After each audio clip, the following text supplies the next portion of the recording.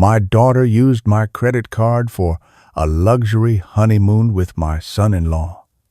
But she had no idea who she was truly stealing from, and she had no idea that this betrayal would awaken a part of me that she had never seen before.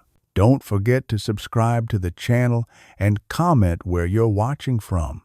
I had been a father who sacrificed quietly, who worked long hours and carried burdens without complaint, believing that my devotion and patience would be enough to secure my daughter's love and respect. I thought I had raised her to understand the meaning of hard work, of loyalty, of gratitude, but I was wrong.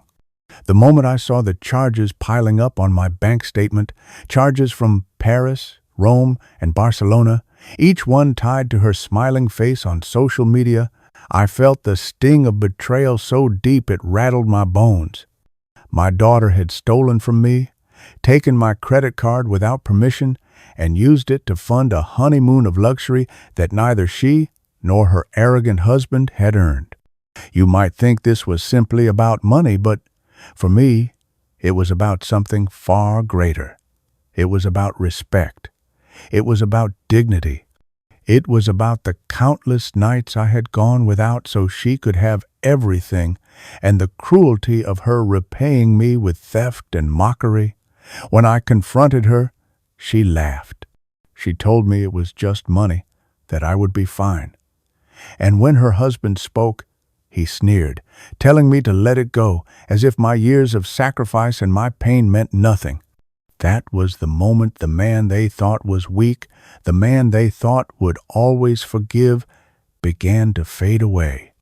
In his place stood someone they had underestimated for too long, someone who was ready to show them that actions have consequences. This is not just the story of a father betrayed.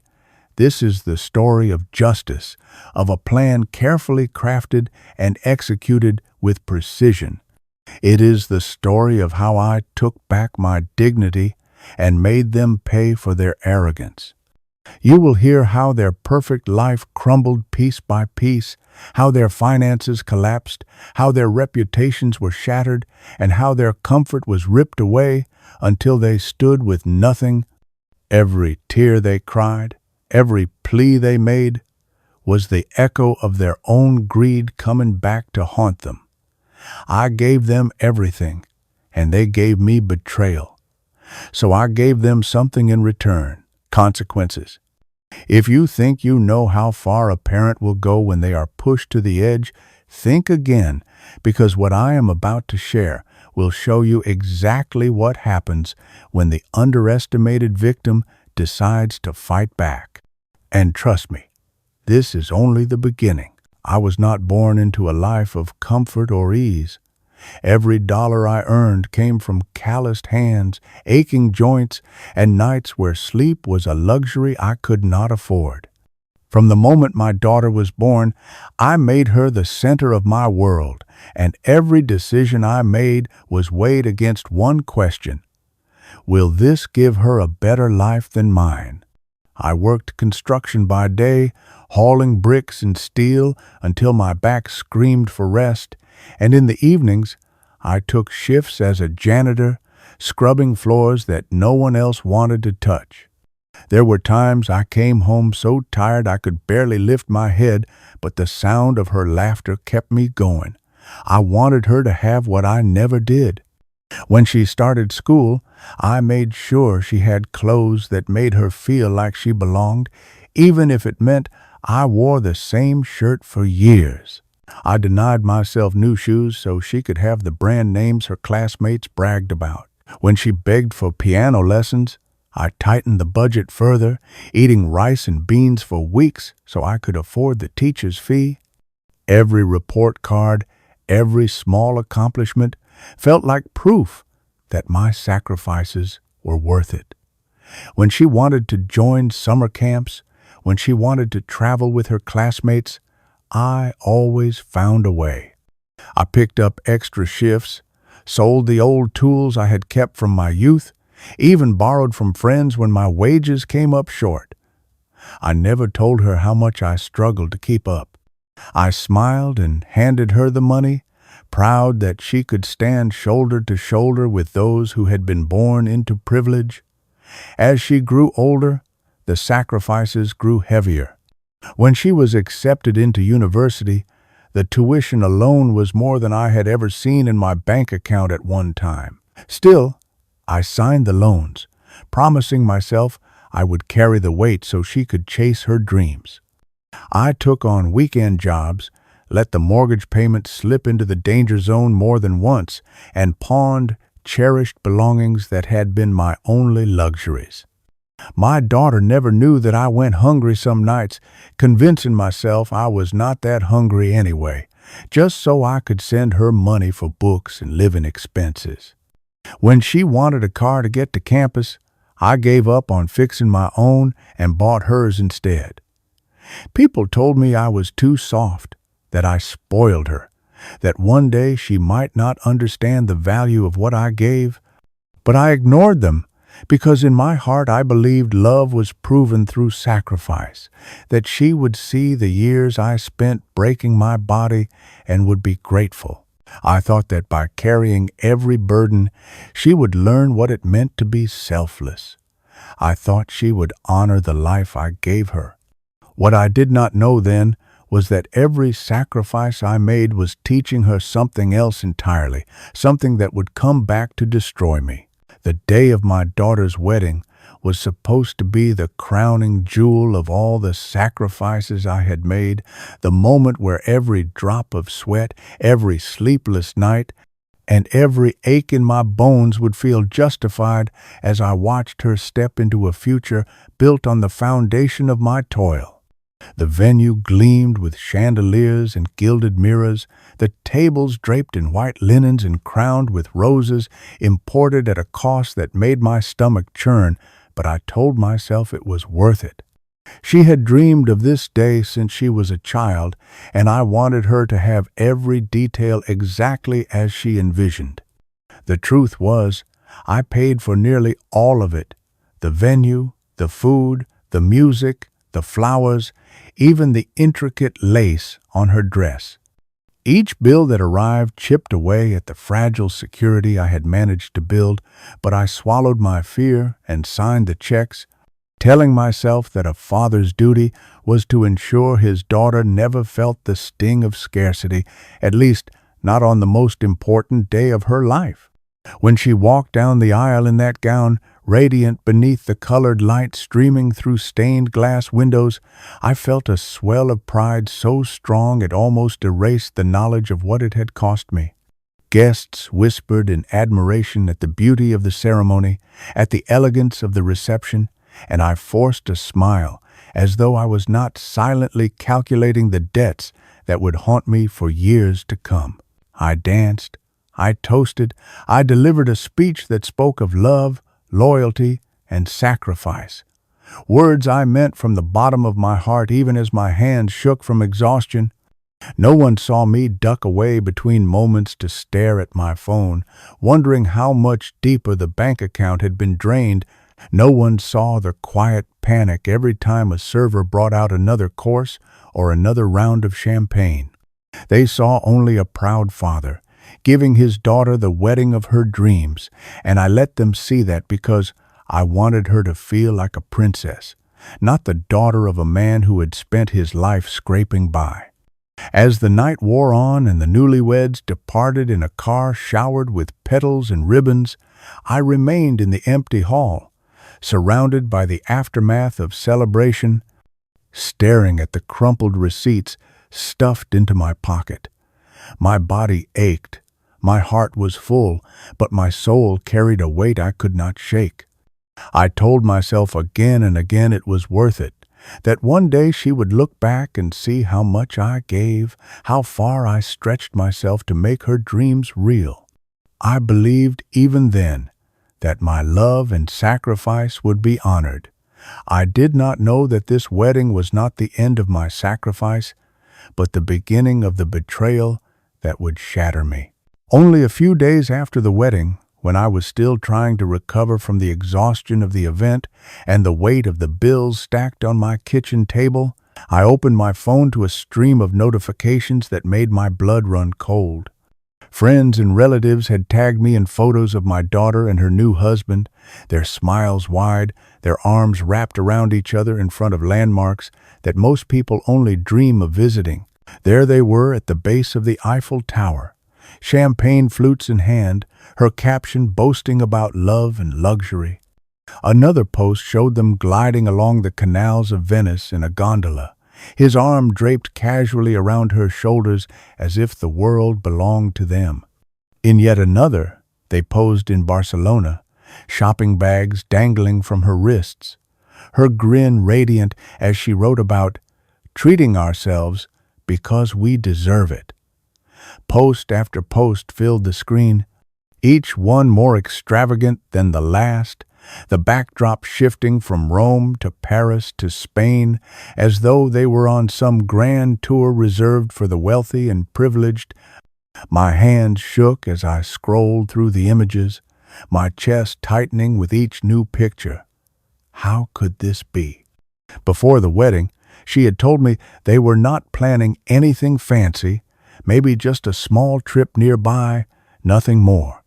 I believed her because I wanted to. But the truth was glowing on my phone screen for everyone to see. Their honeymoon was not a modest escape. It was a display of extravagance, a vacation costing more than I made in months. The worst part was the comments beneath the photos, relatives praising them, friends envying them, acquaintances congratulating them on living the dream.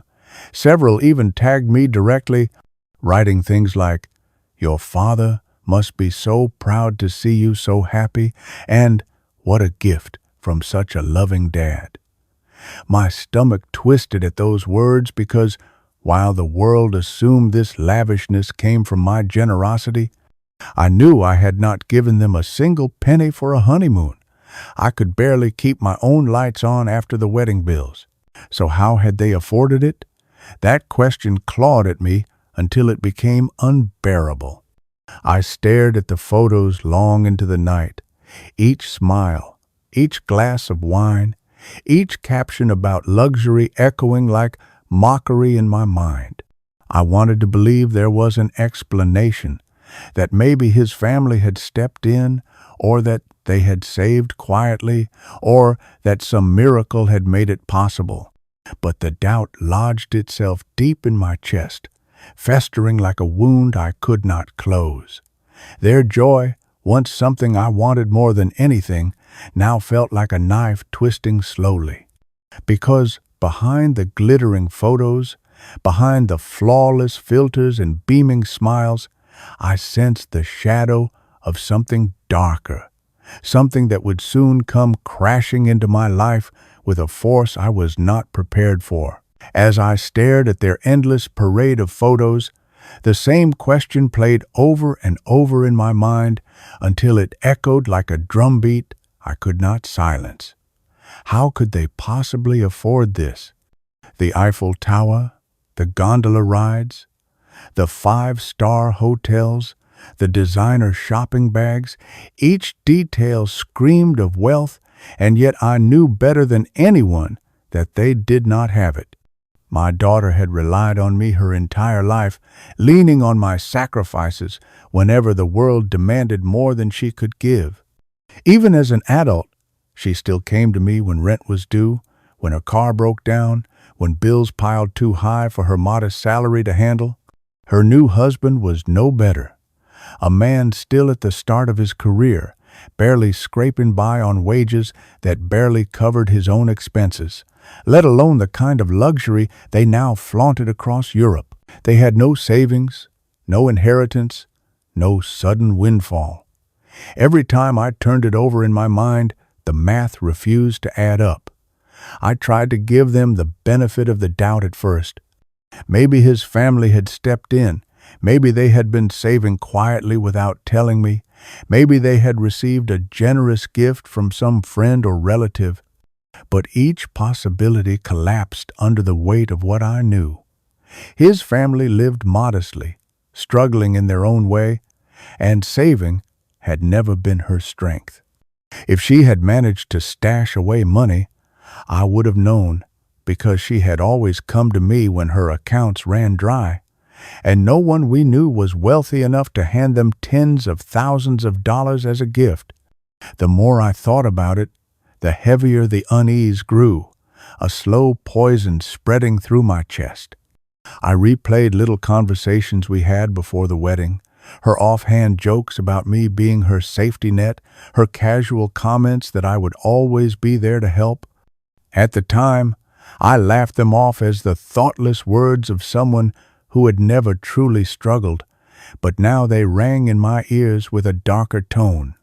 I remembered the way she brushed off my questions about their honeymoon, insisting it would be nothing special, and the way she changed the subject quickly, as though she did not want me to press further. Was that the moment she had already decided to take from me? My stomach churned as I considered it, bile rising with the possibility that all of this splendor had been built not on their effort, not on some miracle gift, but on me once again. I paced my small kitchen, my hands trembling, my mind racing in circles that only tightened with every step. I wanted so badly to dismiss the thought, to trust her the way I always had, but the unease would not let me go, because deep down, beneath all the desperate rationalizations, I already knew the truth. Something was very, very wrong. It was early morning when the truth struck me with the force of a hammer, a truth so undeniable and cruel that it left me clutching the edge of the table just to steady myself. I had been pouring a cup of coffee, trying to gather the energy to face another long day of work, when my phone buzzed on the counter. At first, I thought it was nothing more than another useless spam message, but then I saw the bank's name flash across the screen. My heart stuttered as I opened the notification, and there it was, staring back at me in stark, merciless letters. Recent transaction, 4,872, Paris, France. For a moment, I could not even breathe. My eyes darted down as more notifications began flooding in one after the other, each one more devastating than the last. Rome, 3,200. Venice, 2,950. Barcelona, 1,750.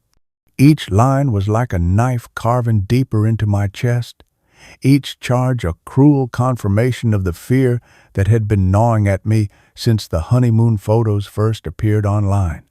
My hand shook violently as I scrolled through the list, my coffee forgotten, the cup growing cold as the numbers mounted into the tens of thousands. This was no mistake, no random thief in a foreign country draining an old man's account. No, this was precise. This was deliberate. This was the exact trail of cities that my daughter and her husband had flaunted in their photos. Every transaction aligned perfectly with their smiling faces and arrogant captions. The Eiffel Tower selfies matched the Paris charge. The gondola photo matched the Venice booking. The shopping spree with luxury bags matched the Barcelona purchase. The walls seemed to close in on me as the truth solidified. It was my card, my money, my sacrifices funding their fantasy. My daughter, the child I had given everything to, had stolen from me in a way so brazen, so calculated, that I could barely comprehend it. My knees weakened, and I sank into a chair, the phone trembling in my grip as rage and grief battled for dominance in my chest. How could she? How could she look me in the eye on her wedding day, accept every penny I poured into her happiness, and then turn around and rob me blind? I thought of all the years of work, all the nights I went hungry so she could eat, all the broken promises I endured from life just to give her a chance, and now this was my repayment. Betrayal, pure and sharp, delivered by the very person I had sworn to protect. My vision blurred with tears, not just of sorrow but of humiliation. The world thought I was the proud father of a new bride, but I was nothing more than the fool paying for their fairy tale. The phone buzzed again, another charge, another wound, and I knew in that instant that the life I had built around her devotion was nothing but a lie. My daughter had not just stolen money, she had stolen my trust, my love, my belief in her, and nothing would ever be the same again. The final blow came not from the numbers on the screen, but from the realization that every detail aligned too perfectly for there to be any other explanation. I spread the bank statements across the table, my trembling hands tracing the charges as if touching them might make the nightmare less real, but instead it only deepened the wound. Paris, Rome, Venice, Barcelona. The exact path of their so-called dream honeymoon, captured proudly on social media for the world to admire. The Eiffel Tower selfie was posted on the same date as the $4,000 dinner charge in Paris. The gondola ride photo, champagne in hand, matched the transaction from Venice down to the very day. The designer shopping spree captioned "spoiled and thriving," lined up with a charge from a boutique in Barcelona. The evidence was damning, irrefutable, undeniable. It was my card that had paid for their fantasy, my account that had been drained to fund their arrogance. I thought back to the days before the wedding, how she had come over to the house, how she had wandered into the kitchen while I cooked, her eyes bright with anticipation of the life ahead of her. My wallet had been sitting on the counter that day, my credit card resting inside. The image of her hand slipping in, removing it with quiet ease while chatting idly about flower arrangements or guest lists, seared itself into my mind. I wanted to deny it, to believe I was imagining a version of her that could never exist, but the truth refused to be silenced. She had taken it, my daughter, the child I had raised with sweat and sacrifice, had stolen from me without hesitation, then paraded her theft for the world to see. My chest tightened, a crushing weight pressing down until I thought I might collapse. This was not just about money. This was about trust shattered, love desecrated, and dignity stripped away. The girl I once carried on my shoulders, the teenager I stayed up late tutoring, the woman I gave a wedding to, despite my own financial ruin, she had turned her back on me in the cruelest way imaginable. I remembered her laughter at the wedding reception, her voice trembling with excitement as she thanked me in front of everyone for making her day perfect. Now those words rang hollow, empty, a performance masking betrayal already in motion. I could see her smug husband beside her, perhaps already in on the theft, perhaps encouraging it, mocking me in secret while I signed the checks that paid for their happiness. The walls of my home, once filled with memories of love and sacrifice, now felt suffocating, every shadow whispering betrayal. I sank deeper into my chair, my fists clenched, my jaw locked, my eyes burning with unshed tears. There was no more doubt, no more space for excuses or rationalizations. My daughter had stolen from me, plain and simple, and in that realization, something inside me shifted. The pain was still there, sharp and raw, but beneath it a darker current began to stir, something cold and steady, something that whispered of justice. They thought they had taken from me without consequence, but they were wrong, very, very wrong. That night I could not sleep. The bank statement still spread across the table like a battlefield littered with the evidence of my defeat, and every time I closed my eyes I saw her face smiling as if she had won some prize while I sat here broken.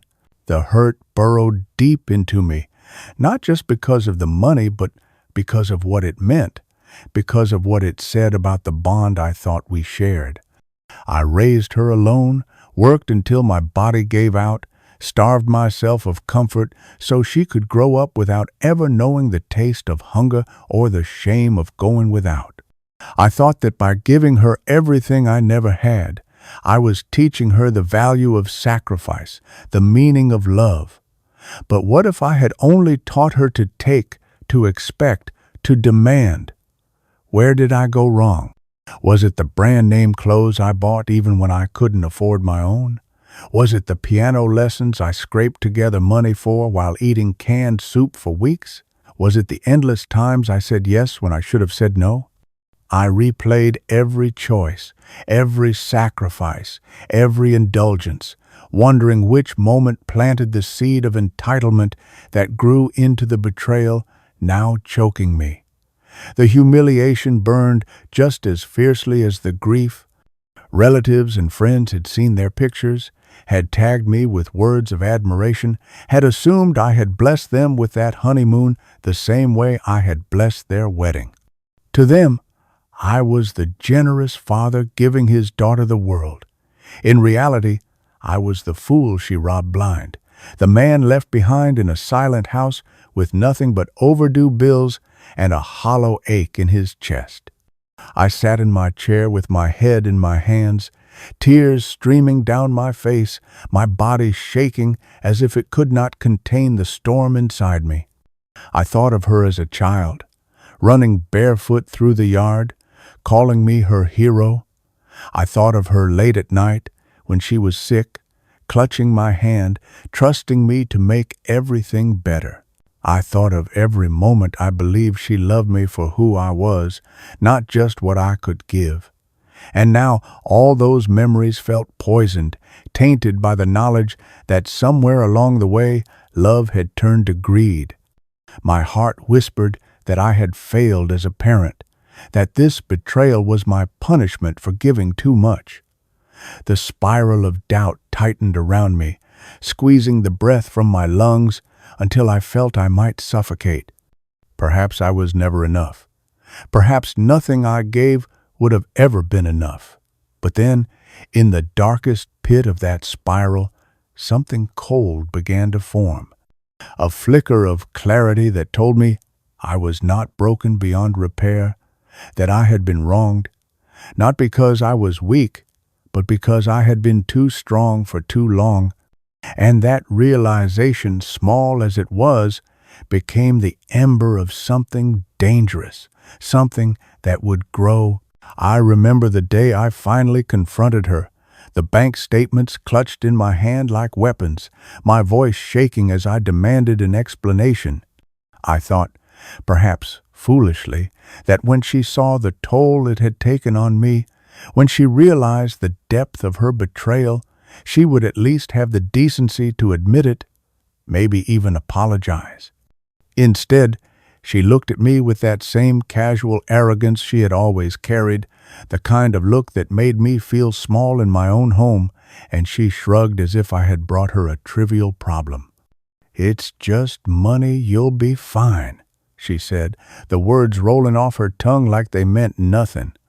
My chest tightened, the air caught in my lungs, because in that moment it was clear to me that the bond I thought we had meant far less to her than the luxuries she bought with my sacrifice.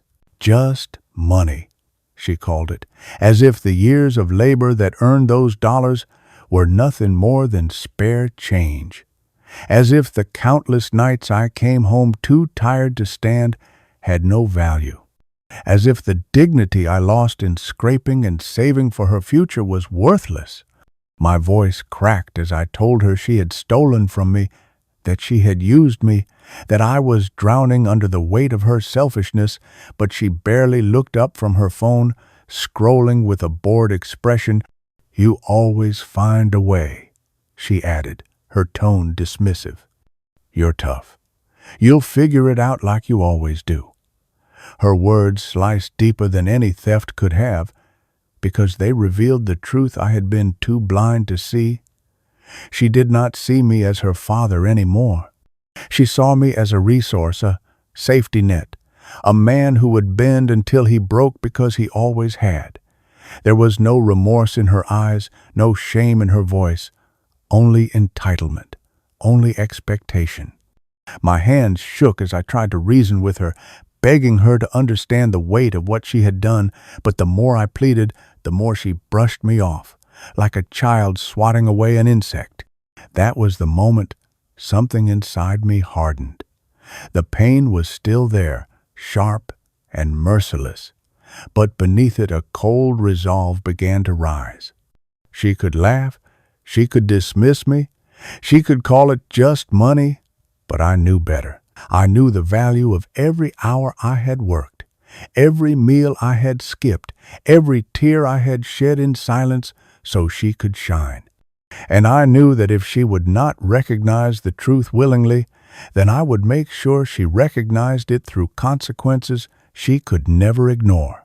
When I returned the following day, determined to make her see reason, I found him waiting there beside her, sprawled comfortably on the couch like he owned the place, his arm draped lazily across the backrest while he smirked at me with a confidence he had not earned. I laid the bank statements on the coffee table between us, my voice firm though my hands trembled with fury, pointing out the charges, the exact dates, the evidence that tied every expense to their so-called honeymoon. My daughter rolled her eyes again, her face a mask of indifference, but before she could speak, he leaned forward, his grin spreading wider, his voice heavy with mockery. "You're still on about this?" he scoffed. "It's done. It's over. You should really learn how to let go." The words struck me like a slap, not because of what he said, but because of how easily he said it, as if my life's work, my years of sacrifice, and the betrayal that gutted me were nothing but an old man's stubborn pride. I snapped back that it wasn't about letting go, it was about theft. It was about respect. It was about the bond they had torn apart with their selfishness. But he just laughed, leaning back with the arrogance of someone who thought he had already won. "Look," he said smoothly, his tone dripping with condescension, "you should be happy we had the time of our lives. Isn't that what you wanted? For your daughter to be happy? Well, she is. So maybe stop obsessing over details that don't matter. Money comes and goes. Memories last forever." The smugness in his voice made my stomach twist. The casual cruelty of a man who had taken from me and still dared to frame it as a gift I should be grateful for. My daughter nodded along silently, her silence louder than any words she could have spoken, her loyalty to him cemented in the way she refused to meet my eyes. I looked at the two of them, united in their arrogance, and for the first time I saw them not as family, but as parasites feeding on my devotion. They thought I was weak, that I would whimper and sulk and eventually forgive as I always had, but they mistook kindness for fragility, sacrifice for stupidity. His laughter rang in my ears long after I left, burning like acid in my chest, every syllable a reminder that to them I was not a father, not a man, but a wallet with legs. I walked out of their home with my jaw tight, my fists clenched, and for the first time in my life I felt something stronger than sorrow. I felt resolve. They had mocked me for holding on, but they had no idea that holding on was exactly what I was about to do, and when I was finished, they would learn the cost of underestimating me. That night I sat alone at the kitchen table, the bank statement still laid out in front of me like a confession scrawled in black ink, and for hours I stared at them, until the numbers blurred and all I could see was her face, laughing at me as if my pain meant nothing. The humiliation twisted inside me, but alongside it came something sharper, something colder.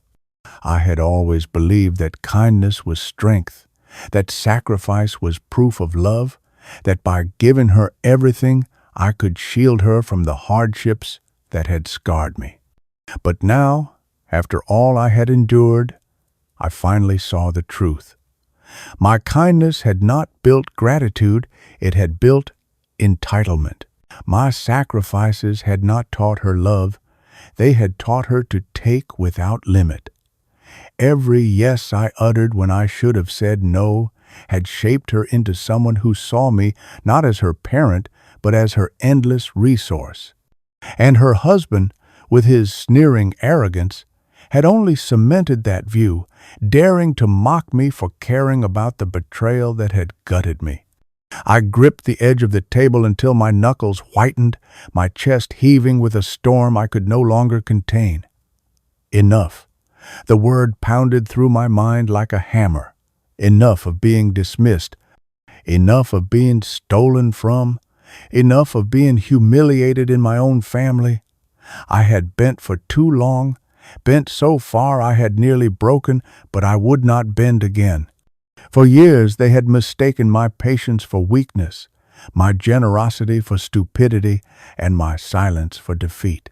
They believed I would always come back, always forgive, always clean up the wreckage they left in their wake. But they were wrong. They had pushed me past the breaking point, and once a person breaks, something changes forever. I wiped at my tears, the last tears I would allow myself to shed for them, and I felt a strange calm settle over me, a clarity that cut through the grief like glass. If they saw me as nothing more than a wallet, then I would teach them what it meant when that wallet closed.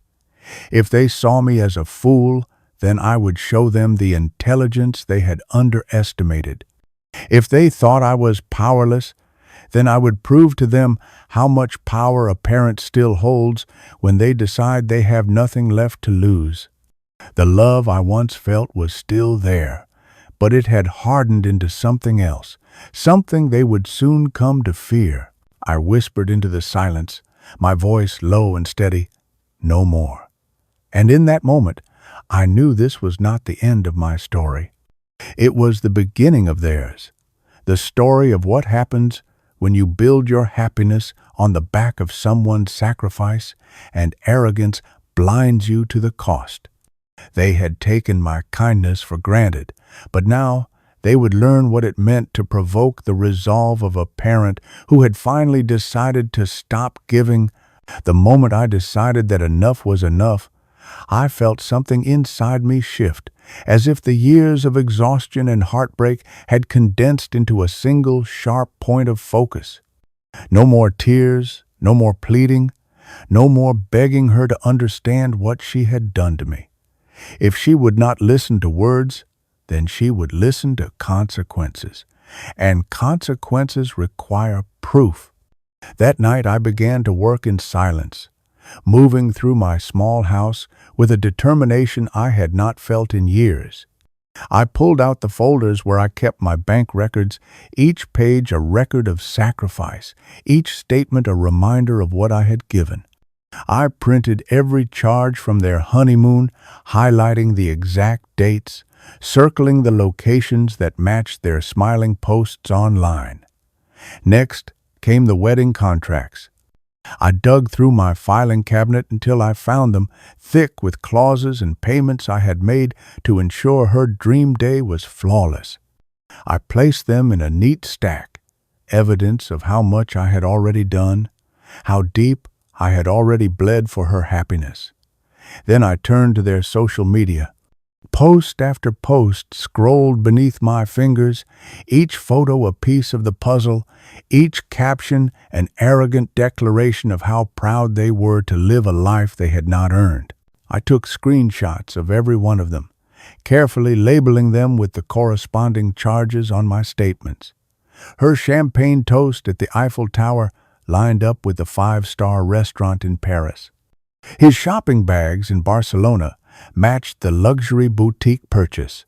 Their smug gondola ride matched the Venice transaction. Every picture they had shared became a weapon in my hands, their own arrogance turning into the very proof that would condemn them. Hours passed in silence, the only sound the hum of the printer and the shuffle of paper as I built my case. My kitchen table, once cluttered with unpaid bills, now transformed into a battlefield of evidence. Every page I added gave me strength, Every detail hardened my resolve. They thought I was powerless, too old, too soft, too weary to fight back. But what they did not realize was that years of sacrifice had made me meticulous, patient, and relentless. I had lived my life preparing for storms, and this was just another one to weather. As the pile grew taller, a strange calm settled over me. I was no longer the weeping parent, no longer the broken victim. I was the architect of their downfall, and my blueprint was nearly complete. When the sun began to rise, casting a pale light across the room, I looked at the stacks of evidence neatly arranged before me and felt something I had not felt in weeks. Power. They thought they had stripped me of it, but they had only awakened it. And now, armed with their arrogance and my proof, I was ready to move forward with a plan they would never see coming. The morning after I had gathered every piece of evidence, I woke with a sense of purpose so sharp it cut through the exhaustion. There were no tears left, no begging for apologies that would never come. Now was the time for action, and I knew I had to move quietly, carefully, with the kind of precision they would never expect from me. The first step was the fraud report. I called the bank, my voice calm and steady as I explained the unauthorized charges, laying out the evidence I had meticulously prepared. Every detail matched perfectly.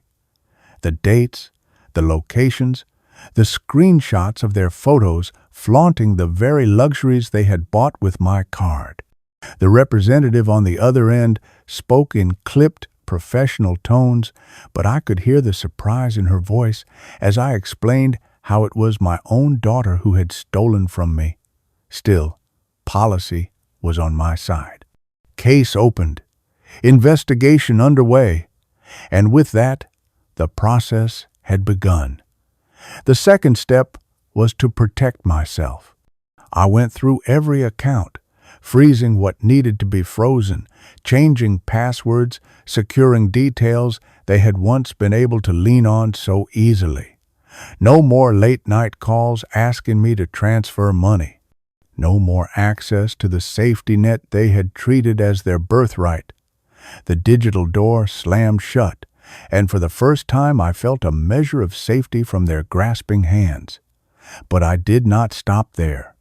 Over the years, in my blind devotion, I had set up benefits for her that were meant to give her security in the future. I had added her name to certain accounts, arranged small funds, even taken out insurance policies with her listed as a beneficiary. Those were meant as gifts of love, protections for her when I was gone. Now, with a steady hand, I revoked them all, call after call, form after form, signature after signature. I untangled her from the safety net I had built so carefully. Each cancellation felt like cutting away another chain that had bound me to her entitlement. It hurt, yes, but it also freed me. As I worked, I kept silent. Not a word to her, not a word to anyone who might tip them off. They continued to live their lives in blissful ignorance, still posting old honeymoon photos, still basking in the admiration of people who had no idea their luxury was crumbling beneath them. That was the beauty of it. They did not see the walls closing in, they did not feel the ground shifting under their feet, but I did. And when the time came, they would learn just how much damage silence can do. By the time the sun set, I had dismantled years of blind generosity in a single day. My accounts were locked, their access severed, and the investigation had begun. For the first time since the betrayal, I felt the scales begin to balance. They had taken from me in arrogance. Now I was taken back in silence, and this was only the beginning. When the bank asked for further proof to strengthen my fraud case, I already had it ready. I had spent nights gathering every screenshot, every caption, every smug smile they had flaunted online, and I knew those very posts would become the rope they had unknowingly tied around their own necks.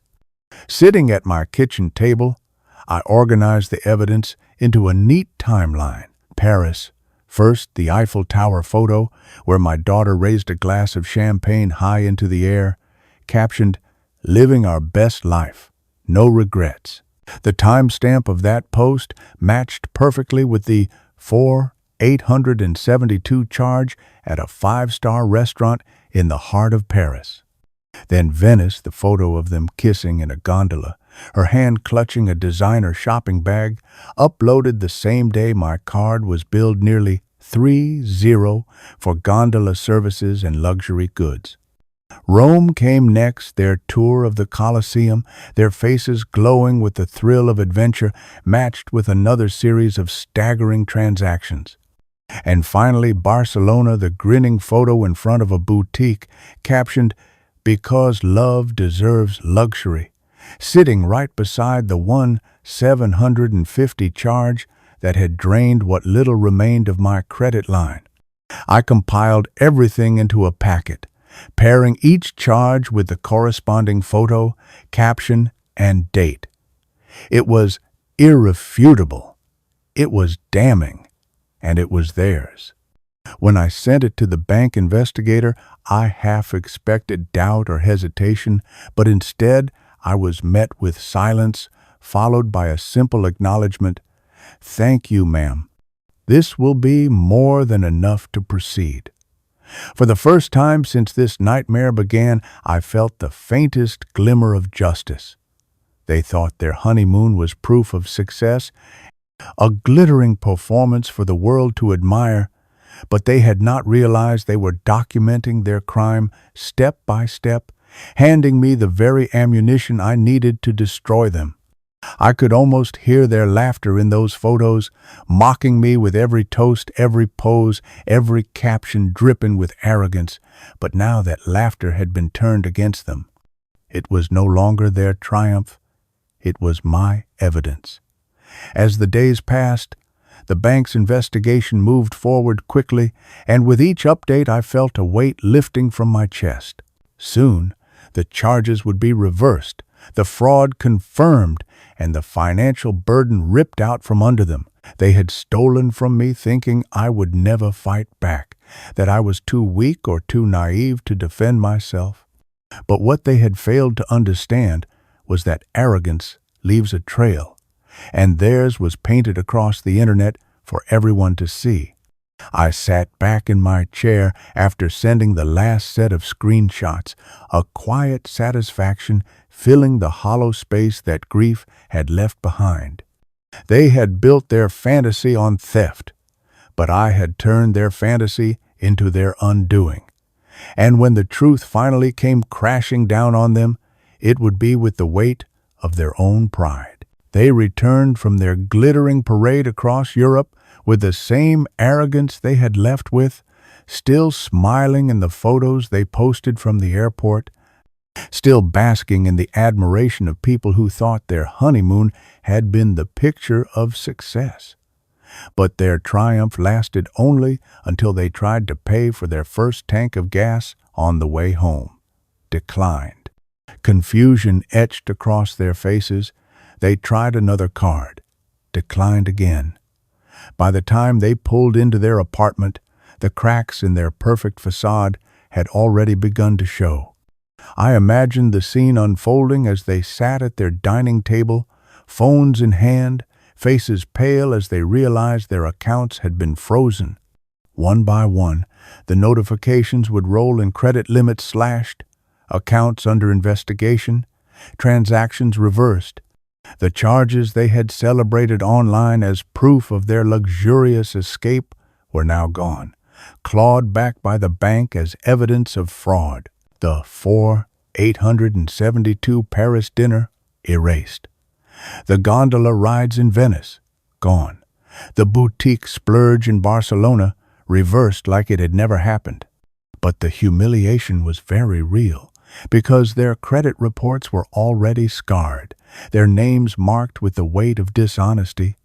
Bills they thought they had covered were suddenly due again. Rent payments bounced, utilities flagged, the financial cushion they relied on collapsing under their feet.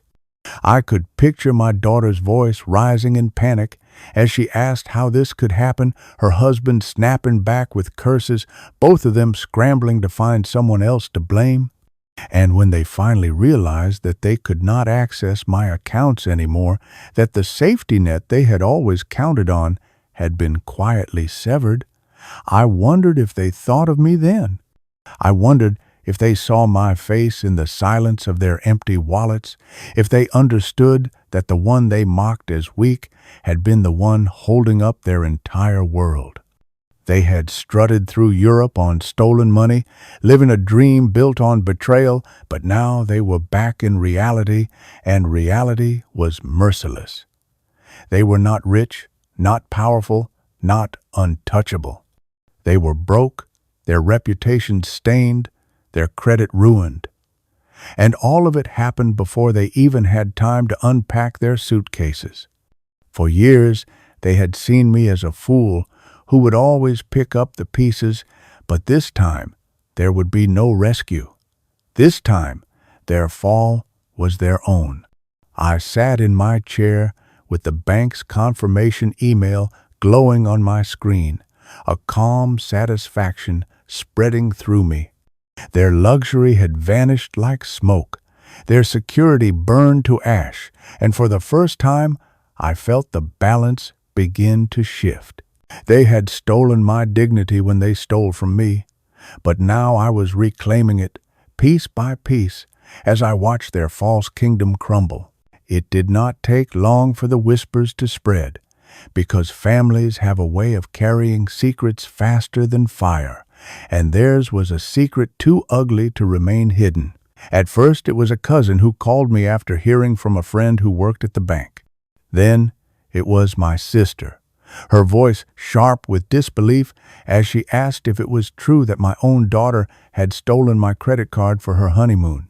By the end of the week, the story had traveled through every branch of the family tree, from distant uncles to childhood friends, each one shocked, each one eager to pass it along.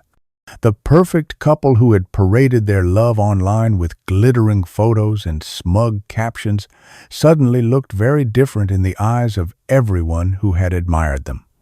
The Eiffel Tower smiles were no longer romantic, they were evidence. The gondola ride was no longer a fairy tale, it was a crime scene. Every picture they had posted became ammunition for the people who now saw through the illusion. At Sunday dinner, I overheard relatives whispering in corners, their tones a mix of pity for me and disgust for her. "Imagine stealing from your own mother," one aunt muttered. "What kind of man encourages that?" another added, shaking her head at the mention of my son-in-law. Even those who once defended her fell silent, unable to justify what she had done. The admiration they once basked in had turned to ridicule, their names dragged into conversations they could not control. Friends unfollowed them on social media, relatives stopped inviting them to gatherings, and the very people who had once praised their honeymoon now mocked them for funding it with theft. I could only imagine the shame that must have weighed on my daughter when she saw the comments under her old posts shift from envy to scorn. "Who paid for this, really?" one distant cousin wrote, the words like dozens of times. "Guess we know now," another chimed in. The curated image of love and luxury had shattered, and in its place stood the truth, a spoiled child and her arrogant husband exposed for what they truly were. They could not delete the story, they could not filter it, they could not hide from it. It followed them wherever they went, a shadow they had created with their own hands. For years I had felt humiliated by their arrogance, but now it was their turn to bow under the weight of public judgment. I did not spread the story myself. I did not need to. Their actions spoke louder than anything I could say, and the world listened. I sat quietly on my porch, listening to the whispers drift back to me, and for the first time in a long while, I felt no shame.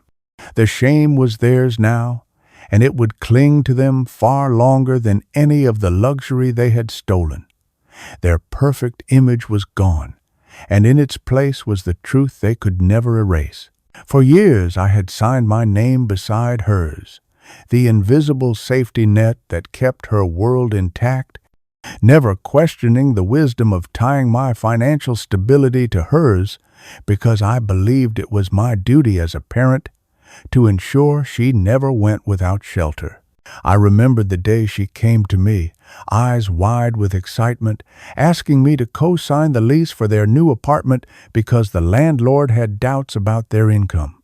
She had wrapped her arms around me in gratitude, promising they would take care of everything and that I was only there on paper. At the time, I had smiled and believed her, but now, staring at the stack of documents in my drawer, I saw that signature for what it truly was, another way she had anchored me to her irresponsibility. That night, I made the call. My voice did not waver as I explained to the property manager that I was withdrawing my financial guarantee, that my name would no longer be used to shield them from the consequences of their choices. The landlord, already wary after late rent payments and the whispers of financial trouble spreading through the community, wasted no time acting. The papers were drawn up swiftly, the warnings delivered to their door. I imagined the moment she unfolded the letter, her confident smile faltering as she realized the home she had so proudly claimed was slipping from her grasp. There would be no more hiding behind my name, no more leaning on the foundation I had built. The lease was collapsing, and with it, the illusion of independence she had sold to the world. Soon the neighbors would see the eviction notice posted, the whispers would turn to stares, and the perfect couple would be reduced to boxes on the curb. I pictured her calling me, tears in her voice as she demanded to know how I could do this to her, how I could leave her homeless after everything I had given. But what she would not understand was that it was not I who had left her with nothing. It was her betrayal that had stripped her of the roof over her head. I had simply stepped aside and allowed the truth to take its course.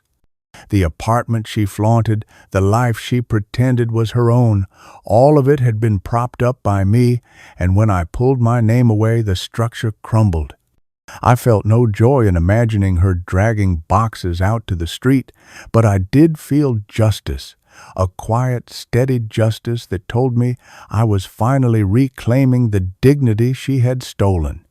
For the first time, she would have to stand on her own, and without my support, she would discover just how fragile the life she had built truly was. He had always spoken with a kind of smug pride about his job, strutting around family gatherings as if he were the only man who had ever worked in an office. I remember him bragging about his so-called promotion, telling anyone who would listen that he was climbing the ladder faster than his colleagues, that soon he would be making enough money to provide for my daughter in the lifestyle she deserved. But beneath the swagger was a hollowness I had always sensed, a man who relied on appearances more than substance, who thought arrogance was the same thing as success. That illusion cracked the moment word of the fraud reached his workplace.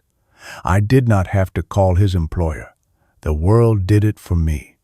The bank's investigation had spread through official channels, and soon the whispers that ruined their social image began to reach his professional one as well. Employers are careful about reputation, about trust, about the people they choose to put forward as leaders, and when his name became linked with financial misconduct, all the bragging in the world could not protect him. The promotion he had flaunted suddenly stalled. Meetings once filled with handshakes and smiles turned cold and distant, and the same colleagues who once listened to his boasts now looked at him with suspicion. I imagined the day his manager called him in, the tight expression on their face as they explained that questions had been raised, that his name was being associated with a case of theft and fraud. Perhaps he tried to protest. Perhaps he blamed me. Perhaps he called it a misunderstanding, but it would not matter. Employers do not gamble on men whose reputations rot in the public eye. His credibility was gone, his prospects shrinking with every rumor, every conversation held behind closed doors that excluded him. The arrogance that once filled him began to curdle into desperation, and the career he believed was proof of his superiority slipped through his fingers. For years he had mocked me, mocked my sacrifices, mocked the humility of my labor, but now he was the one stripped of dignity. The company that had once been his stage now turned its back, leaving him to flounder in the shadows. And while he may never admit it aloud, he would know deep down that it was not chance that ruined him. It was the same arrogance that led him to steal from me, the same arrogance that thought he could mock and belittle without consequence. His downfall was not an accident, it was the natural end of a man who believed appearances could shield him forever. As I sat in my chair, hearing from distant relatives how his promotion had evaporated, I felt no guilt. The world was simply revealing the truth I had seen all along. He was a fraud, and now everyone else knew it too. It was late in the evening when she finally came to my door, her eyes swollen, her face pale, and her voice trembling in a way I had not heard since she was a child. She stood there clutching her coat around her shoulders as if it could shield her from the cold truth of the world closing in on her. For a long moment she could not even speak, only sobbing quietly as I waited, my arms folded, my heart steady. At last, the words spilled out between her tears. "Please, Mom, we have nowhere to go." Her voice cracked on the last word, desperation dripping from every syllable. She tried to explain, her words tumbling out in frantic fragments. The accounts were frozen, the rent unpaid, the landlord demanding they leave, his job in jeopardy, their friends turning away, the family whispering behind their backs. Everything they thought they had built had collapsed, and now they were standing in the ruins with nowhere to turn but back to me, the same person they had betrayed. I watched her crumble before me, her pride stripped away, the arrogance that once clung to her voice now gone. She reached for my hand, gripping it tightly, her tears falling onto my skin as she begged for forgiveness. "I didn't mean for it to go this far," she cried. "I thought it would be fine. I thought you'd understand. We just wanted a good start, and now everything's ruined. Please, Mom, please help us." For a fleeting second, I saw the little girl she used to be, the one who once clung to me when she was scared, who trusted me to protect her from the storms of life. But then I remembered the woman she had become, the one who dismissed my pain with, "It's just money," the one who allowed her husband to mock me in my own presence, the one who smiled in pictures bought with my sacrifice and arrogance. She had chosen this path, and now she was reaping the cost of every step. Her sobs grew louder, her words more frantic, her voice breaking under the weight of her own desperation. She told me they would do better, that they would change, that they could not survive without me. She said she was sorry, though even in her tears, I could not tell if it was regret for what she had done or regret for being caught. I stood silent as she clung to me, letting her tears soak into the fabric of my sleeve, and for the first time in her life, I did not rush to comfort her. I let her feel the silence, let her feel the weight of the choices she had made. This was the moment she had never imagined would come, the moment when I would no longer be the safety net beneath her reckless leaps. She thought her tears could soften me, that her desperation could erase her betrayal. But the truth was clear now, clearer than ever before. Forgiveness would not come so easily. Not this time. Not after everything she had taken from me. Her sobs echoed through the small living room, sharp and uneven, the kind of crying that once would have broken me, but now only stirred a quiet, steely calm inside. She clutched at my sleeve as if her grip alone could pull me back into the role of the forgiving mother, the protector who always put her first no matter the cost. For a long time I let the silence stretch between us, her tears the only sound. When I finally spoke, my voice was colder than I had ever allowed it to be with her. Family is built on respect, not theft. The words hung in the air, and I watched them strike her harder than any scream or accusation could. She froze, her sobs faltering, her wide eyes searching my face for softness, for the familiar warmth that had always been there to save her. But she found none. I had given her love, trust, sacrifice beyond measure, and she had repaid it with betrayal and arrogance. The truth was simple, and I wanted her to hear it clearly, to feel it in her bones. You cannot call it family when respect is gone. She shook her head desperately, whispering, I'm sorry, over and over, as if the repetition would undo the damage, as if words without action could mend what had been shattered. But her apologies rang hollow against the memory of her dismissive laugh, the sting of her husband's mocking voice, the countless ways she had shown me that she valued luxury more than loyalty. I pulled my arm free from her grip, the gesture small but final. You didn't just take my money, I said quietly. You took my trust. You took the years I spent believing I had raised someone who understood what love means. And you broke it. She tried to argue, her words stumbling, blaming the pressure of starting a new life, blaming her husband, blaming anyone but herself. But excuses no longer mattered. What mattered was the line that had been crossed, the respect that had been lost. You think family means I will always forgive you, no matter what you do, I told her, my voice steady.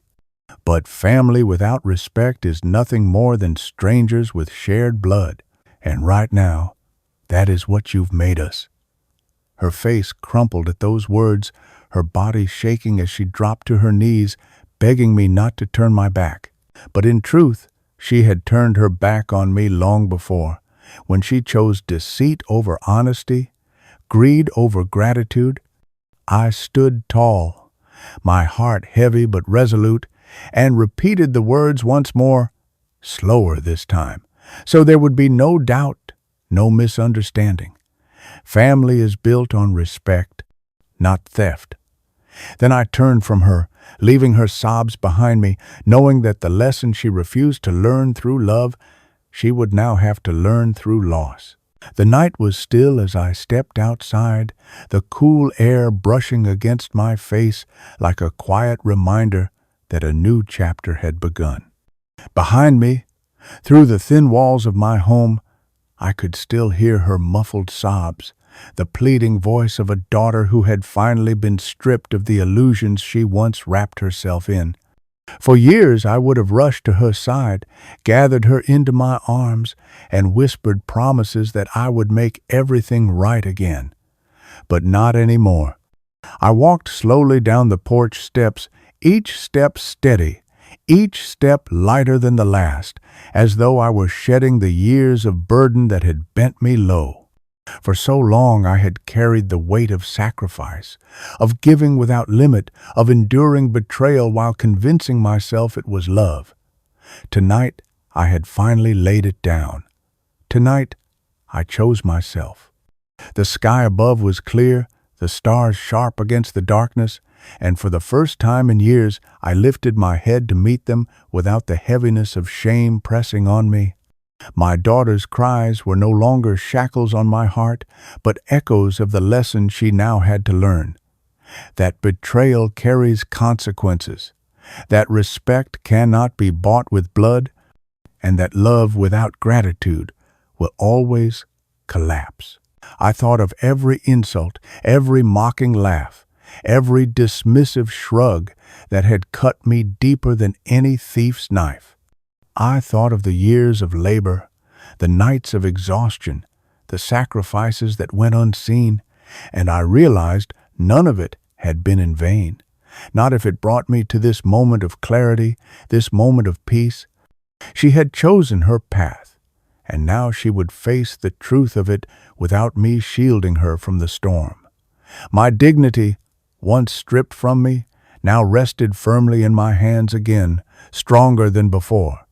The world could whisper about her, mock her, pity her. It no longer mattered. What mattered was that I had stood tall, that I had refused to be broken, that I had finally shown her the boundary she thought would never exist. At the end of the path, I stopped and looked back once, not at the woman she had become, but at the house that had held both my pain and my strength. I whispered into the night, not for her to hear, but for myself, "I am free." Then I turned and walked forward, each step carrying me farther away from the betrayal, farther away from the weight of her choices, and deeper into a peace I had not known in years. The daughter I once sacrificed everything for would have to face her own reflection now, and I, at last, reclaimed the life and dignity that were always mine. Your time means a lot. Thank you for listening to my journey. If you enjoyed this story, don't forget to like the video, subscribe to the channel, and share your thoughts in the comments. To hear the next story, just click the box on the left.